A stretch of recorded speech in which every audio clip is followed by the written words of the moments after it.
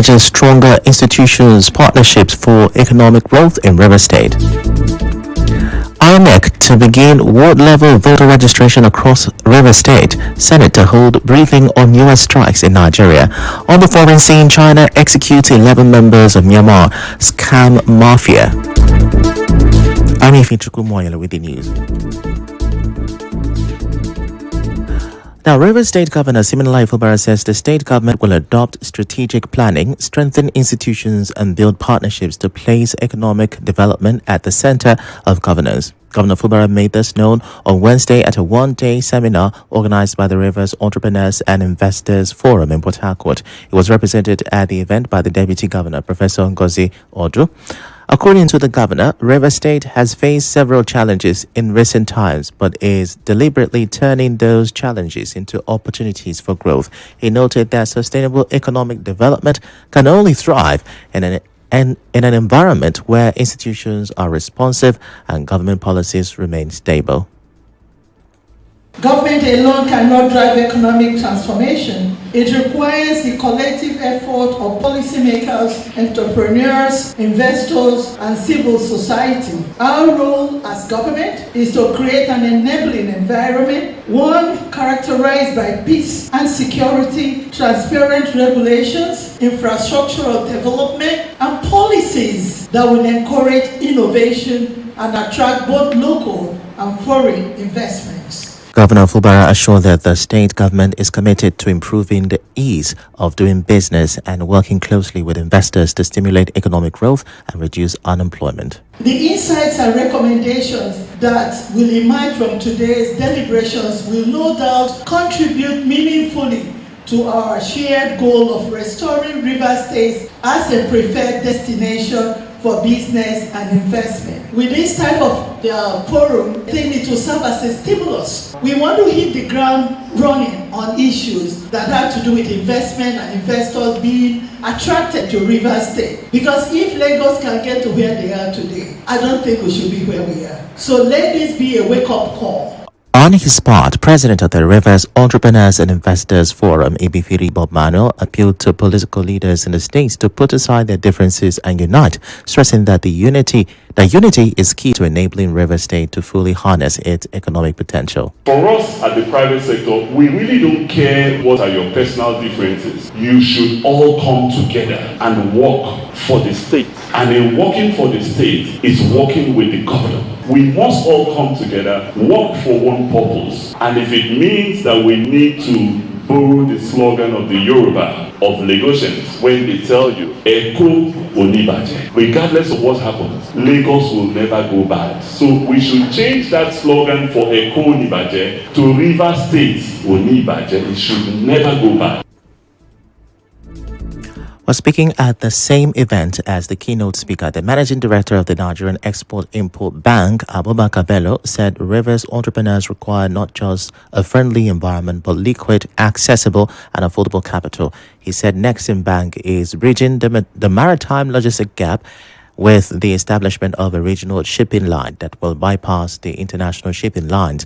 Now, he also said the bank has completed the navigational charting of the lower River Niger that will allow for movement of bulk cargoes from the hinterlands directly to the ports of Port Harcourt and Onne. He added that the goal of the African Continental Free Trade Area is to ensure that a manufacturer in Transamadi can ship goods to Abidjan and Accra as easily and cheaply as they would ship them to Lagos. According to him, Port Harcourt is perfectly positioned to be the logistics hub of this new African era. Correspondent Martha Oke reports that the theme of the seminar was ease of doing business, the role of government. Moving on now, the chairman of the River State Civil Service Union of Nigeria, Chuks Osuma, has called on Governor Muonyili Fubara to employ more civil servants to strengthen service delivery across the state.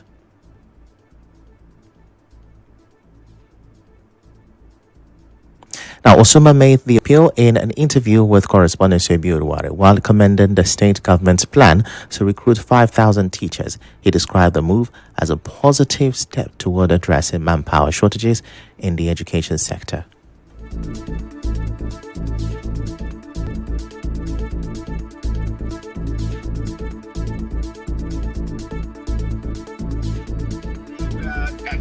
him for approving the employment of 5,000 teachers. And as well, we know that he's going to extend it to the main civil service staff. But we don't have staffs again in the core civil service. So we believe too that he's going to consider all he has been doing for civil servants and the people of Rivers. Yesterday, he approved the employment of 5,000 teachers. And we know that even the mainstream of the service is empty. By next year, so many people are gone, are retired. The Civil Service Union chairman also urged the governor to extend the recently approved 5-year increase in the retirement age for health workers to other categories of civil servants in the state. So that is why we are even using the opportunity to plead with him to consider the civil servants for 65 years of retirement he has done to the health sector. We know that he's going to do it too for the civil servant, because if the civil servants leave now, those that will be employed will not have people to study from. So we believe that he's going to do it so that those new employees will understudy so that they can be perfect in the work. So we know our governor is a man of his word. We've written to him before. Meanwhile, the Executive Director of Relief International Africa, Green Isaac, says the planned recruitment of teachers should be matched with deliberate effort to improve workforce capacity and effectiveness. Isaac, who also praised the government's decision to expand the teaching workforce, stressed the need for improved welfare packages to boost productivity and morale. He warned that poor welfare could result in teachers being physically present in classrooms without delivering effective learning outcomes. What are the things that are put in place to take these teachers to the next level? Or you just employ them and allow them to live wherever they are living. Anybody that is employed to go to a particular school should live close to that school, should be adequately paid at the end of the month so that the person can concentrate, not a teacher that will teach and be doing businesses elsewhere. Or you go to school compounds and then you see teachers doing businesses for themselves. Now to court cases. An FCT High Court has fixed 10 days to conclude trial in the corruption charges filed by the EFCC against former Governor of the Central Bank of Nigeria, Godwin Emefiele, on Naira redesign. Justice Marian Anene fixed the days following the consensus by counsel to the Commission, Rotimi Oyedebo, and counsel to Emefiele, Olaleko Ojo. At the days preceding, an EFCC witness and also an operative, Emere Chinedu, said the presidency under former late President Muhammadu Buhari in a letter to EFCC admitted granting approval to Emefiele to redesign the Naira note. While the chairman of the Joint Union Action Committee, Riftkatu Ayotie, and Secretary Abdullahi Saleh have filed an application at the Court of Appeal, Abuja, seeking leave to challenge the interlocutory ruling of the National Industrial Court, which restrained them and their agent from embarking on participating in any industrial action. The application was filed on Wednesday on behalf of the two union leaders by their lawyer, Senior Advocate of Nigeria, Femi Falana, and his wife, Fumi, leading 3 other senior lawyers.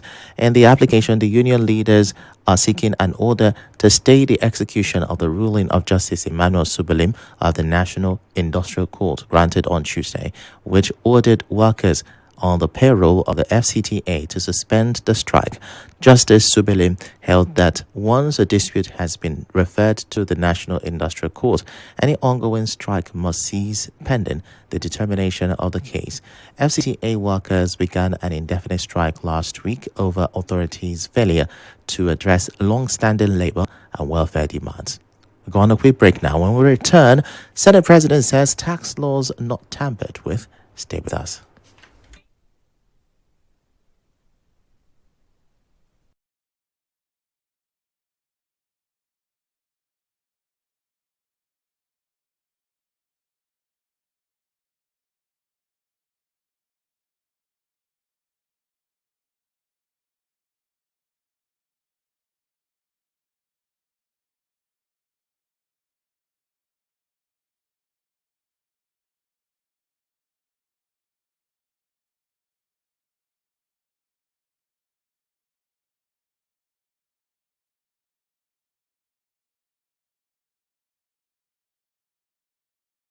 The Independent National Electoral Commission in Rivers State says its officials will, from next week, begin attending to prospective voters at ward level across the state's 23 local government areas. The move is aimed at boosting participation in the ongoing second phase of the continuous voter registration exercise. The resident electoral commissioner in Rivers State, Professor Gabriel Yomere, disclosed this during an INEC stakeholders engagement meeting in Thai local government area. He called on traditional rulers, community leaders, and other stakeholders to intensify sensitization and mobilization effort to encourage residents to take advantage of the exercise. That the registration will not be taking place at the respective INEC office in the local council area. Rather, the registration will be moved to the wards. We have put up a schedule for each local council area. When the machine will move from the office to Ward A, for example, how long it will stay in Ward A, and then when it will leave from Ward A to Ward B. Yomere expressed concern over the low turnout in Thai local government area, noting that it currently ranks among the areas with the least number of registrants in the state. He urged stakeholders to step up effort to improve participation. Electoral officer just read out the registration strength in Thai. We may come to the conclusion that the number we have here is actually down too small. Not only can we increase it, we can even double it. And we can only double this if we all come together and work as a team. The DPO and the members of ISIS, we thank you, and on behalf of the Commission, we plead with you to continue with your beautiful work. Correspondent Bureau Wara reports that in his remarks, the chairman of Thai local government area, Mbabone Obe, appealed to INEC to ensure that all registration machines function optimally throughout the exercise. He assured that stakeholders in the area would take deliberate steps to properly inform and mobilize residents for the voter registration exercise. We will mobilize all the nooks and crannies of this local government and assuring them that they shall all be registered and the machines will come and the machines will no longer give issues. That even compounded some of the challenges. But for these few days that we've started, such experience and complaint has been allayed so that when you move from here to where network is not just that available, let there be a solution. Well, away from that, the Aichi Local Government Council has announced that the ongoing APC electronic registration exercise in the area will end on Friday. In a public notice issued on Thursday, the council called on all sons and daughters of Aichi Local Government area who are eligible but yet to register to do so without delay. According to the notice, affected persons are advised to visit their respective ward and units to complete the process within the stipulated period. The council noted that the e-registration exercise is important for validating party membership and enabling active participation in the democratic process. Members of the public were urged not to miss the opportunity as no extension has been announced. Well, ahead of the start of congresses and the APC National Convention, the party's National Working Committee and governors were in a crucial meeting on Wednesday. The closed-door meeting, which was held at the Imo Governor's Lodge in Asokoro, Abuja, is believed to be one of moves by the leadership to engage in wide consultations with various organs of the party ahead of the March 2026 National Convention. The national chairman of the party, Netanwe Goshwe Yilwata, led the members of the party's highest administrative organ to the meeting.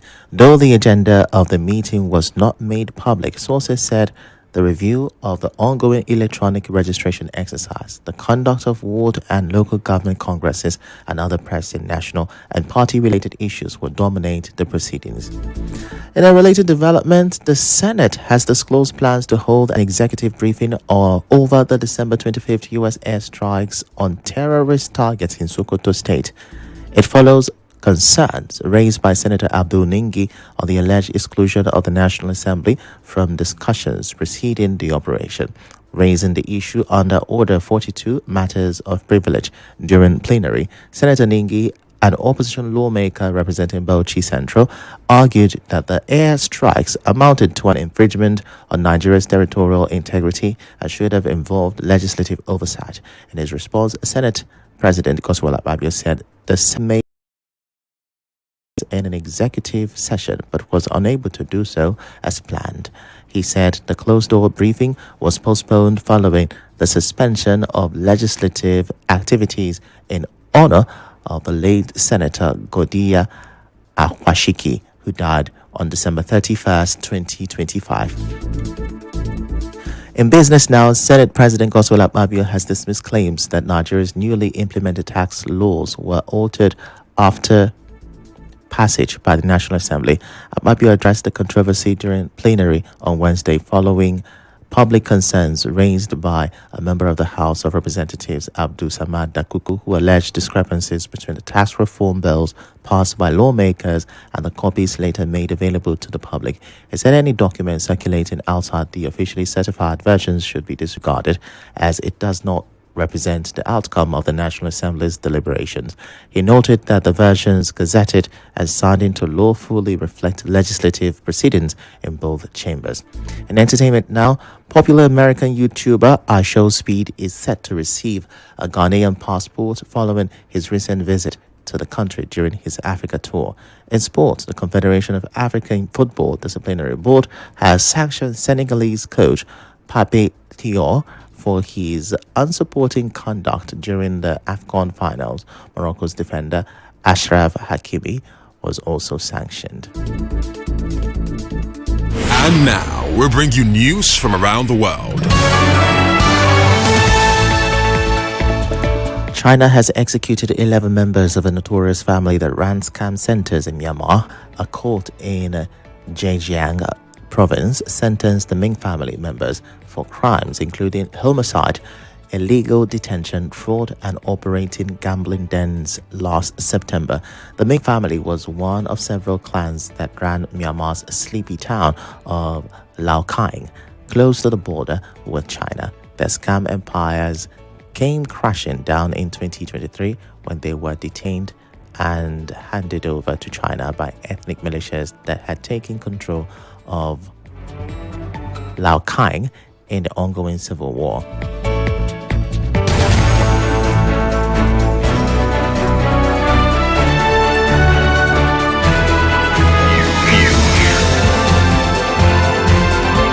This is the news on 92.3 Nigeria Info.